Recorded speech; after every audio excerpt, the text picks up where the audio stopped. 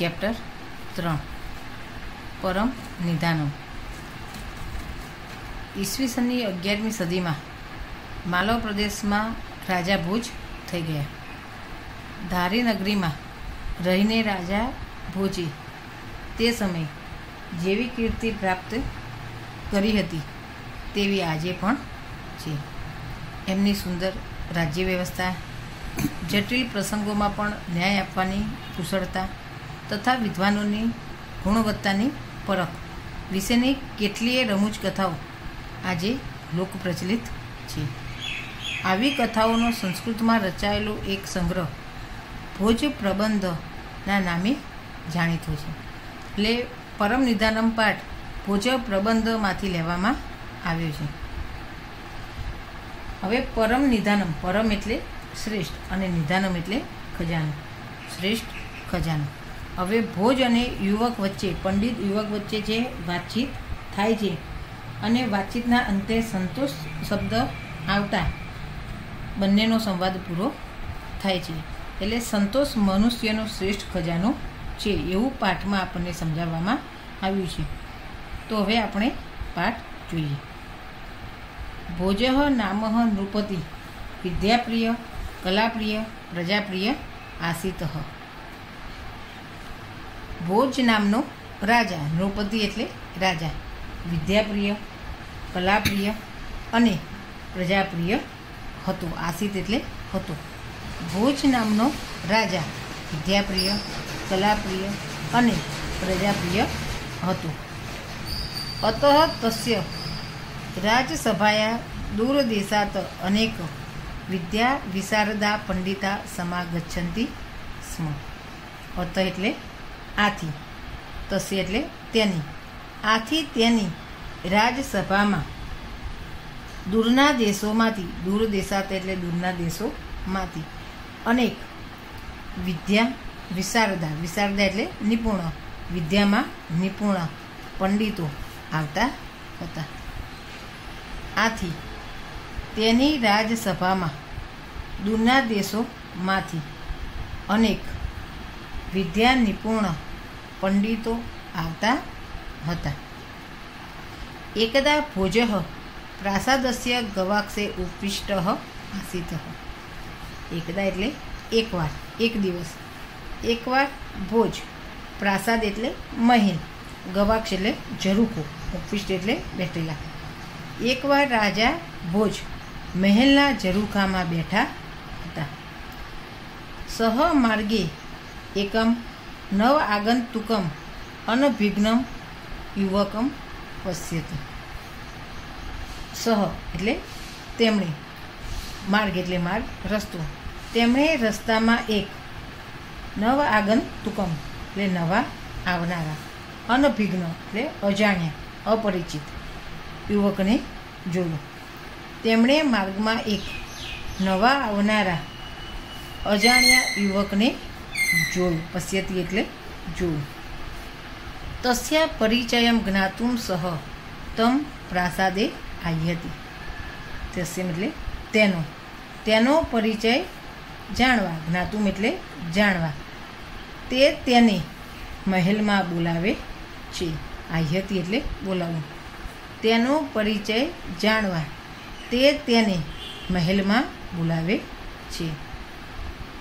તતસ્તયો, અહીંયા સંધિ છૂટી પડશે, તત વત્તા તયો, તત એટલે પછી, તયો એટલે તે બે અને મધ્ય એટલે વચ્ચે, પછી તે બેની વચ્ચે એવમ એટલે આ પ્રમાણે વાર્તાલાપ થયો, સજાત એટલે થયો, પછી તે બેની વચ્ચે આ પ્રમાણે વાર્તાલાપ થયો।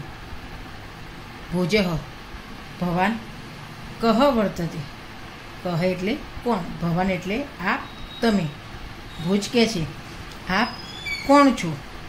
યુવક અહમ ઘટ પંડિત અસ્મિ, યુવક કે છે હું ઘટ પંડિત છું।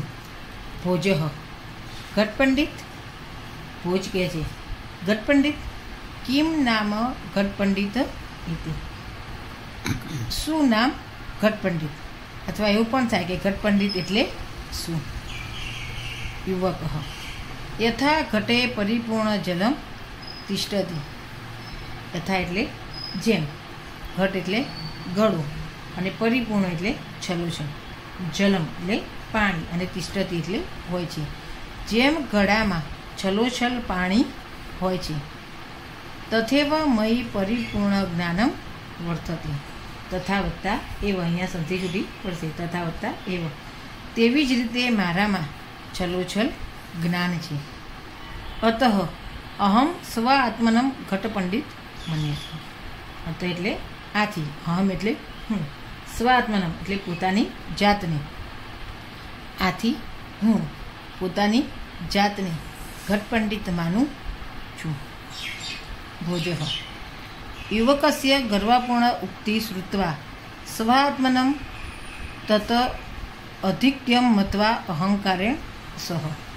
हवे भोज युवकનું ગર્વપૂર્ણ ઉક્તિ એટલે વચન, શ્રુત્વા એટલે સાંભળીને, યુવકનું ગર્વપૂર્ણ વચન સાંભળીને પોતાની જાતને તેનાથી અધિક્યમ એટલે અધિક, તેનાથી પોતાની જાતને અધિક મતવા એટલે માનીને અહંકાર સાથે, યુવકનું ગર્વપૂર્ણ વચન સાંભળીને પોતાની જાતને તેનાથી અધિક માનીને અહંકાર સાથે। યદિ ત્વમ ઘટઃ અસી, યદિ એટલે જો, જો તું ઘડો છે, તહી અહમ મુદ્ગરત્વેન વર્તી, જો તું ઘડો છે તો હું, મુદ્ગર એટલે લાકડાનો હથોડો, તો હું મુદ્ગર તરીકે વર્તીશ। હવે અહીંયા મુદ્ગરનું મુદ્ગર લખો તો પણ ચાલે અને લાકડાનો હથોડો લખો તો પણ ચાલે। જો તું ઘડો છે તો હું મુદ્ગર તરીકે વર્તીશ। મુદ્ગર સ્વકીયન પ્રહાણેન ઘટ વિનિશ્ચિતે, મુદ્ગર સ્વકીયન એટલે પોતાના પ્રહારથી ઘડાનો નાશ કરે છે। અહમપી ઘટ રૂપમ ભવંત વિનિશ્યામિ, અહમપી એટલે હું પણ ઘટ રૂપમ એટલે ઘડા રૂપે, ભવંત એટલે આપનો તમારો, વિનાશ કરું છું। હું પણ ઘડા રૂપે તમારો વિનાશ કરું છું। યુવકઃ યદિ ભવાન મુદ્ગરત્વેન વર્તસ્યતિ। હવે યુવક કહે છે, જો તમે મુદ્ગર તરીકે વર્તશો, વર્તિષ્યતિ એટલે વર્તશો, જો તમે મુદ્ગર તરીકે વર્તશો તો હું, તહી અહમ અગ્નિ ભવાની, તહી એટલે તો, અહમ એટલે હું, તો હું અગ્નિ બનું છું, ભવામી એટલે બનવું થવું, તો હું અગ્નિ થાઉં છું। દહન કર્મા અગ્નિ ભૂત્વા મુદ્ગરમ ભસ્મ કરીશ્યામિ। દહન કર્મા એટલે બાળવાનું કામ કરનાર, બાળવાનું કામ કરનાર અગ્નિ થઈને હું મુદ્ગરને ભસ્મીભૂત કરી નાખીશ।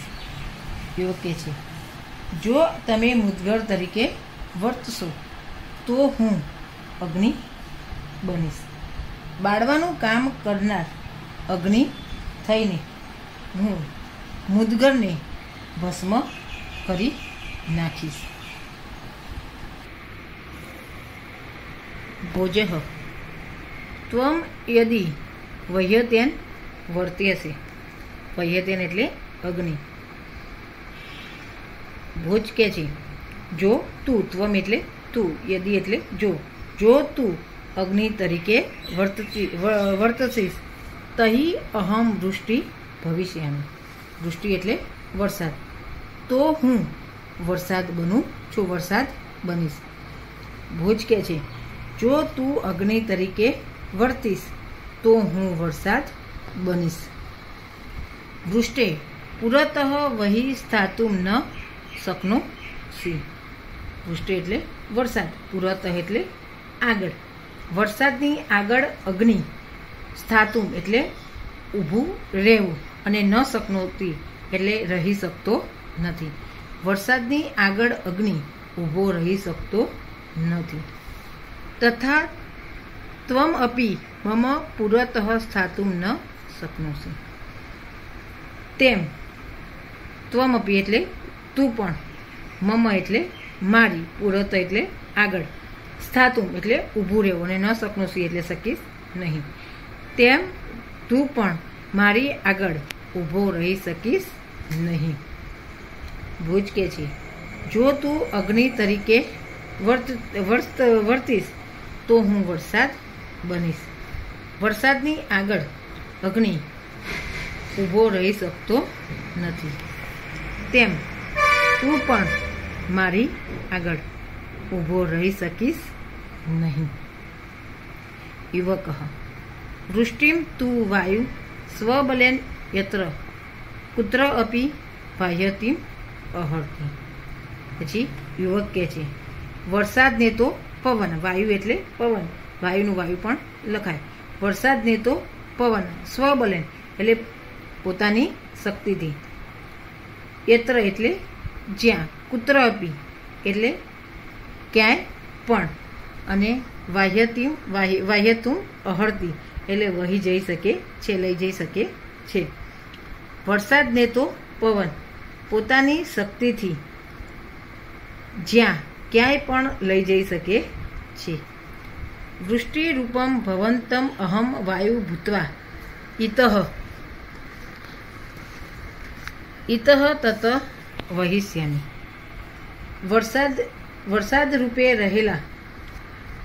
વરસાદ રૂપે રહેલા હું આપણે પવન થઈને આમ તેમ વહાવી જઈશ. યુવક કહે છે, વરસાદને તો પવન પોતાની શક્તિથી, પોતાની બળથી જ્યાં ત્યાં વહાવી જઈ શકે છે. વરસાદ રૂપે રહેલા આપણે હું પવન થઈને ઇતઃ તત એટલે આમ તેમ વહાવી જઈશ. હવે આપણે આટલા ચેપ્ટરનું ફરી એકવાર અનુવાદ જોઈએ. ભોજ નામનો રાજા વિદ્યાપ્રિય, કલાપ્રિય અને પ્રજાપ્રિય હતો. આથી તેની રાજસભામાં દૂરના દેશોમાંથી અનેક વિદ્યામાં નિપુણ પંડિતો આવતા હતા. એકવાર ભોજ મહેલના ઝરૂખામાં બેઠો હતો. તેણે માર્ગમાં એક નવા આવનારા અજાણ્યા યુવકને જોયો. તેનો પરિચય જાણવા તે તેને મહેલમાં બોલાવે છે.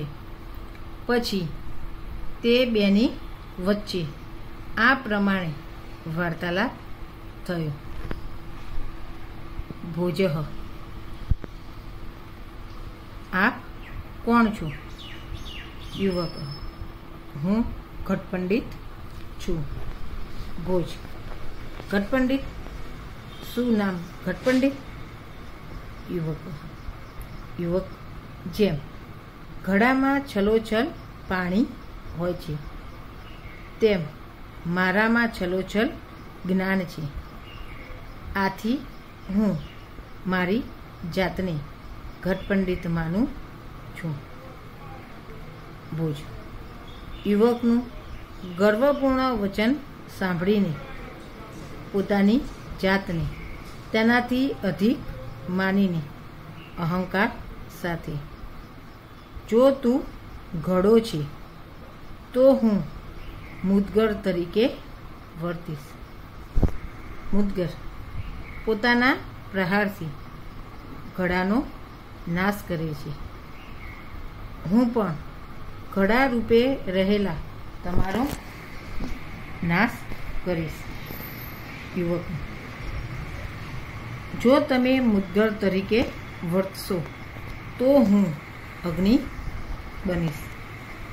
બાળવાનું કામ કરનાર અગ્નિ થઈને હું મુદ્ગરને ભસ્મ કરી નાખીશ. ભોજ જો તું અગ્નિ તરીકે વર્તીશ તો હું વરસાદ બનીશ. વરસાદની આગળ અગ્નિ ઊભો રહી શકતો નથી. તેમ તું પણ મારી આગળ ઊભો રહી શકીશ નહીં. યુવક: વરસાદને તો પવન પોતાના બળથી આમ તેમ વહાવી જઈ શકે છે. વરસાદ રૂપે રહેલા આપને હું પવન બનીને આમ તેમ વહાવી જઈશ. હવે આપણે પાઠમાં આવતા શબ્દોનું અનુવાદ જોઈએ. નૃપતિ એટલે રાજા. આસિત એટલે હતું. અતઃ આથી. દૂર દેશાત દૂર દેશમાંથી. વિશારદો એટલે નિપુણ. પ્રાસાદ મહેલ. ગવાક્ષી ઝરૂખું. ઉપવિષ્ટ એટલે બેઠેલો. નવ આગંતુકમ નવા આવનારને. અનભિજ્ઞ એટલે અજાણ્યા. જ્ઞાતુમ જાણવા. પશ્યતિ જુએ છે. આહ્યતિ બોલાવે છે. તત વત્તા તયો. તત એટલે પછી અને તયો એટલે તે બેની. પછી તે બેની. સંજાત થયો. સ્વાત્માનમ પોતાની જાતને. ઉક્તિમ એટલે વચન. શ્રુત્વા સાંભળીને. મત્વા એટલે માનીને. ઘટઃ એટલે ઘડો. મુદ્ગર એટલે હથોડો. વર્તિષ્યતે વર્તશો. દહન કર્મા એટલે બાળવાનું કામ કરનાર. વૃષ્ટે એટલે વરસાદ. પુરતઃ એટલે આગળ. સ્થાતુમ એટલે ઊભા રહેવા. ન શકનોસી શક્તિમાન નથી. હવે એક એક વાક્યના પ્રશ્નોના જવાબ જોઈએ. એકદા રાજા ભોજ પુત્ર ઉપવિષ્ટત આસિત. એકવાર રાજા ભોજ ક્યાં બેઠા હતા? તો એકદા રાજા ભોજ પ્રાસાદસ્ય ગવાક્ષે ઉપવિષ્ટ આસિત. એકવાર રાજા ભોજ મહેલના ઝરૂખામાં બેઠા હતા. પછી નંબર 2. ઘટપંડિત કહ આસિત. ઘટપંડિત કોણ હતો? તો ઘટપંડિત પરિપૂર્ણ જ્ઞાની આસિત. ઘટપંડિત છલોછલ પરિપૂર્ણ જ્ઞાનવાળો માણસ હતો. અગ્નિ કમ ભસ્મ કરોતી. અગ્નિ કોને ભસ્મ કરે છે, કોને બાળે છે? તો અગ્નિ મુદ્ગરમ ભસ્મ કરોતી. અગ્નિ લાકડાના હથોડાને બાળે છે. ગવાક્ષ શબ્દસ્ય અર્થ કહ. એટલે ગવાક્ષ સંસ્કૃત શબ્દ આપ્યો છે, એ શબ્દનું ગુજરાતી લખવાનું છે. તો ગવાક્ષનું ગુજરાતી થાય ઝરૂખું. પ્રાસાદ શબ્દસ્ય અર્થ કહો. તો પ્રાસાદ શબ્દનું ગુજરાતી મહેલ.